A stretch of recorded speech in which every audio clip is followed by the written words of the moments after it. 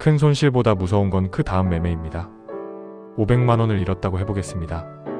아픕니다. 후회도 됩니다. 그런데 투자에서 정말 조심해야 할 순간은 500만 원을 잃은 그 매매가 아닐 수도 있습니다. 그 다음 매매입니다. 큰 돈을 잃고 나면 사람에게 이상한 변화가 생깁니다. 평소라면 며칠을 기다렸을 자리를 몇 시간 만에 들어갑니다. 평소 300만 원을 넣던 사람이 500만 원, 1000만 원을 넣습니다. 원래라면 손절했을 자리에서도 이상하게 버팁니다. 왜 그럴까요? 갑자기 투자를 못하게 된 게 아닙니다. 목적이 바뀌었기 때문입니다. 어제까지만 해도 좋은 자리에서 돈을 벌기 위해 투자했습니다. 그런데 큰 돈을 잃고 나면 목표가 달라집니다. 돈을 버는 것이 아니라 잃은 돈을 되찾는 것이 목표가 됩니다. 이 둘은 비슷해 보이지만 전혀 다른 게임입니다. 돈을 벌려는 사람은 기회를 기다릴 수 있습니다. 하지만 잃은 돈을 되찾으려는 사람은 기다리기가 어렵습니다. 마음속 이미 갚아야 할 빚이 하나 생겼기 때문입니다. 그런데 이상한 것은 그 빚을 갚으라고 재촉하는 사람은 세상 어디에도 없다는 겁니다. 오직 나 자신뿐입니다. 500만 원을 잃으면 모든 종목이 500만 원짜리로 보인다. 큰 손실이 생기기 전에는 종목을 종목으로 봅니다. 가격을 보고 흐름을 보고 내가 들어갈 자리가 맞는지 생각합니다. 그런데 큰 손실 뒤에는 같은 차트가 다르게 보입니다. 어떤 종목이 5% 오를 것 같습니다. 예전 같으면 생각합니다. 괜찮은 자리네. 그런데 500만 원을 잃고 난 뒤에는 다른 계산이 시작됩니다. 여기에 2천만 원 넣고 5% 먹으면 100만 원. 이걸 몇 번 하면 복구할 수 있겠네. 이 순간부터 종목을 보는 게 아닙니다. 내 손실을 보고 있는 겁니다. 모든 기회가 복구의 수단으로 보이기 시작합니다. 그러니 평소보다 더 급해집니다.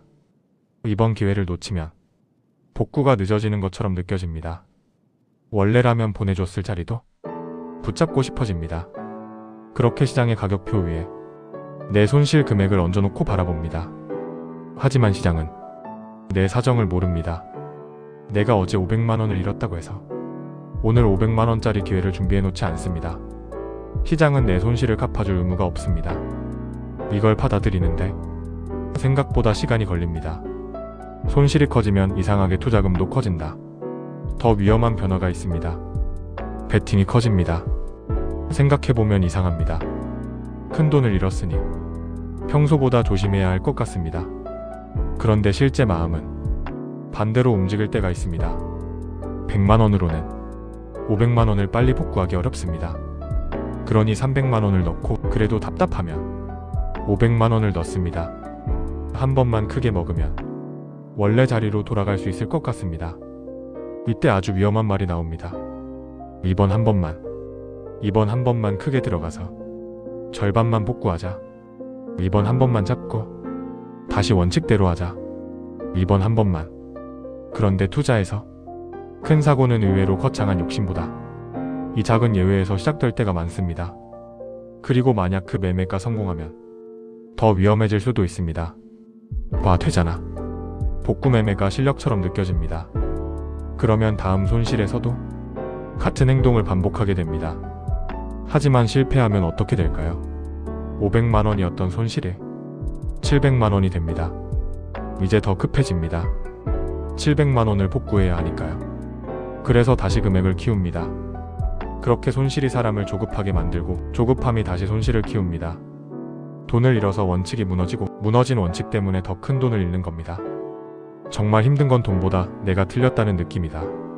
그런데 왜 우리는 그렇게까지 빨리 복구하고 싶을까요? 단순히 돈 때문만은 아닐 수도 있습니다. 큰 돈을 잃으면 마음속에서 다른 것이 함께 무너집니다. 내 판단에 대한 믿음입니다. 내가 왜 거기서 샀을까?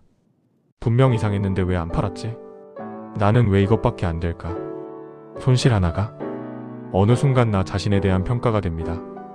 500만 원을 잃은 것이 아니라 마치 내가 500만 원짜리 실수를 한 사람처럼 느껴집니다. 그래서 빨리 복구하고 싶습니다. 돈을 되찾으면 내 판단도 다시 옳아지는 것 같기 때문입니다. 와, 나는 틀린 사람이 아니었어. 그 말을 스스로에게 하고 싶은 겁니다. 하지만 투자에서 이건 참 위험한 마음입니다. 다음 매매는 지난번에 나를 증명하는 시험이 아니기 때문입니다. 이번 매매가 성공한다고 지난 손실이 좋은 판단으로 바뀌는 것도 아니고 또 실패한다고 내가 형편없는 사람이 되는 것도 아닙니다. 손실은 결과이지 사람에 대한 평가가 아닙니다. 그 둘을 분리하지 못하면 우리는 돈뿐 아니라 자존심까지 시장에 걸게 됩니다. 그리고 자존심이 들어간 매매는 생각보다 내려놓기가 어렵습니다. 손실 다음날 차트가 더 잘 보이는 것 같은 착각? 큰 손실을 본 다음 날에는 이상하게 집중력이 좋아진 것처럼 느껴질 때가 있습니다. 평소보다 차트를 오래 봅니다. 뉴스도 더 많이 찾습니다. 종목도 더 꼼꼼히 봅니다. 이번에는 절대 실수하지 않는다. 마음도 단단히 먹습니다. 그래서 스스로는 굉장히 냉정해졌다고 생각합니다. 그런데 사실은 반대일 수도 있습니다. 머릿속 한편에 계속 어제의 손실이 있기 때문입니다. 가격이 조금 오르면 이거다. 조금 떨어지면 또 틀리면 안 되는데 평소에는 아무렇지 않았던 움직임에도 의미를 부여합니다. 냉정해진 게 아니라 예민해진 것일 수도 있습니다. 이 차이를 알아야 합니다. 예민함은 집중력처럼 느껴집니다. 하지만 예민한 상태에서는 시장에 없는 신호까지 보일 수 있습니다. 그래서 큰 손실 뒤에는 차트를 더 열심히 보는 것보다 잠깐 덜 보는 것이 더 좋은 선택일 때도 있습니다. 시장을 분석하기 전에 지금 내가 시장을 제대로 볼 수 있는 상태인지부터 확인하는 겁니다. 아무것도 하지 않는 하루가 필요한 이유. 큰 돈을 잃고 나면 사람들은 바로 다음 계획을 세웁니다. 내일부터 다시 해야지. 이번 주 안에 절반은 복구하자. 다음 종목에서는 제대로 하자. 그 마음을 이해합니다. 가만히 있으면 손실을 인정하는 것 같기 때문입니다. 그런데 저는 오히려 큰 손실 뒤에는 아무것도 하지 않는 하루가 필요할 수 있다고 생각합니다. 차트를 보지 않아도 됩니다. 종목을 찾지 않아도 됩니다. 오늘 복구하지 않아도 됩니다. 돈을 잃은 날에 쉬는 것은 패배가 아닙니다. 더 잃지 않는 행동입니다. 우리는 현금도 포지션이라고 말합니다. 그렇다면 아무것도 하지 않는 건 역시 하나의 선택일 수 있습니다. 하루 쉬었다고 기회가 사라지지 않습니다. 이번 주에 복구하지 못했다고 투자가 끝나는 것도 아닙니다. 시장은 생각보다 오래 열려 있습니다. 그런데 사람은 계속 긴장한 상태로 버틸 수 없습니다. 그래서 손실 뒤에 필요한 것은 새로운 종목보다 다시 평소처럼 생각할 수 있는 나 자신인지도 모릅니다. 잃은 돈을 빚으로 만들지 마십시오. 이건 꼭 이야기하고 싶습니다.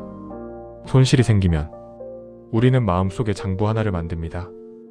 마이너스 300만원, 마이너스 500만원, 마이너스 1000만원, 그리고 이후의 모든 수익을 그 숫자에서 빼기 시작합니다.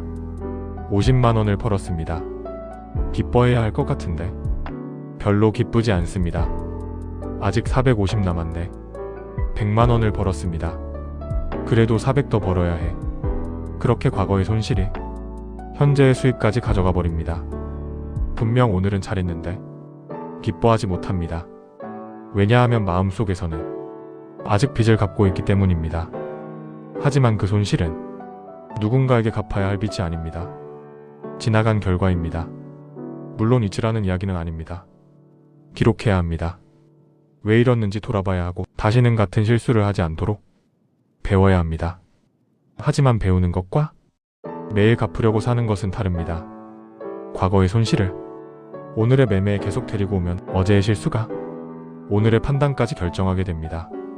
손실에서 교훈은 가져오되 빚까지 가져오지는 마십시오. 복구의 기준을 돈에서 행동으로 바꿔보십시오. 그렇다면 무엇을 복구해야 할까요? 500만원을 잃었다면 당연히 언젠가는 돈도 다시 벌고 싶을 겁니다. 하지만 그것보다 먼저 복구해야 할 것이 있습니다. 내 행동입니다. 평소 30%만 들어갔다면 다시 30%만 들어가는 것, 원래 기다리던 자리까지 다시 기다리는 것, 손절해야 할 때 다시 손절할 수 있는 것, 기회가 없으면 아무것도 하지 않는 것, 그게 먼저 돌아와야 합니다. 500만원을 다시 벌지 못했어도 내 원칙대로 한 달을 투자했다면 어쩌면 이미 상당 부분 복구한 겁니다. 반대로 돈은 운 좋게 복구했는데 매매 습관이 더 망가졌다면 계좌는 복구됐어도 투자는 아직 복구되지 않은 겁니다. 이 차이는 꽤 큽니다. 돈은 결과입니다. 좋은 행동을 반복하다 보면 기회가 왔을 때 다시 만들 수도 있습니다. 하지만 망가진 행동을 그대로 두고 돈만 되찾으려고 하면 언젠가 비슷한 일이 다시 생길 가능성이 커집니다. 그래서 큰 손실 뒤에는 수익 목표를 잠깐 내려놓고 평소의 나로 돌아오는 것을 목표로 삼아도 괜찮습니다. 돈보다 먼저 평소의 나를 되찾으십시오. 혹시 지금 큰 손실을 겪고 계십니까? 계좌를 열 때마다 그 숫자가 보이고 아침에 눈을 뜨면 생각나고 잠들기 전에도 어떻게 다시 벌지? 그 생각을 하고 있을지도 모르겠습니다. 마음이 급할 겁니다. 빨리 원래 자리로 돌아가고 싶을 겁니다. 충분히 이해할 수 있는 마음입니다. 하지만 조금 늦어도 괜찮습니다. 잃은 돈에는 복구 기한이 없습니다. 이번 달 안에 되찾아야 하는 것도 아니고 다음 매매에서 반드시 되찾아야 하는 것도 아닙니다. 시장은 당신에게 마감 날짜를 정해주지 않았습니다. 그러니 스스로에게도 너무 촉박한 기한을 주지 않았으면 합니다. 오늘은 아무것도 하지 않아도 됩니다. 좋은 종목이 보여도 보내줄 수 있습니다. 내일 다시 봐도 됩니다. 그리고 조금 마음이 가라앉았을 때 한번 돌아보십시오. 나는 왜 그 돈을 잃었는가? 종목이 나빴던 것인지, 금액이 너무 컸던 것인지, 원칙을 어겼던 것인지, 아니면 단순히 시장이 내 예상과 다르게 움직였던 것인지, 그걸 차분하게 볼 수 있게 되었을 때 어쩌면 이미 복구는 시작된 겁니다. 계좌의 숫자는 아직 그대로여도 말입니다. 투자를 오래 하다 보면 우리는 돈을 잃는 날을 완전히 피할 수는 없습니다. 틀리는 날도 있고 잘못 판단하는 날도 있고 지나고 나서 후회하는 날도 있습니다. 중요한 것은 그 한 번의 손실이 다음의 나까지 망가뜨리지 않게 하는 것입니다. 500만 원을 잃었다고 당신의 실력이 500만 원만큼 사라진 것은 아닙니다. 한 번 틀렸다고 그동안 배운 것이 없어지는 것도 아닙니다.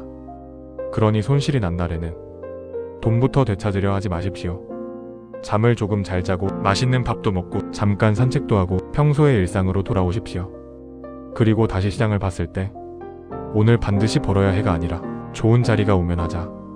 이 생각이 자연스럽게 들기 시작한다면 그때 다시 시작해도 늦지 않습니다. 어쩌면 큰 손실 뒤에 가장 먼저 복구해야 하는 계좌는 증권 계좌도 코인 계좌도 아닐 겁니다. 내 마음의 잔고입니다. 조급함을 조금 덜어내고 판단력을 다시 채우고 내 원칙을 제자리에 놓는 것. 그게 돌아오면 돈을 다시 벌 기회는 또 찾아옵니다. 하지만 마음이 무너진 상태에서 돈만 쫓아가면 잃지 않아도 될 것까지 잃게 될 수 있습니다. 기억하십시오. 손실은 이미 지나간 일입니다. 다음 매매까지 손실로 만들 필요는 없습니다. 돈은 천천히 다시 벌어도 됩니다. 먼저 평소의 나부터 되찾으십시오. 그 사람이 돌아와야 다음 선택도 다시 차분해집니다.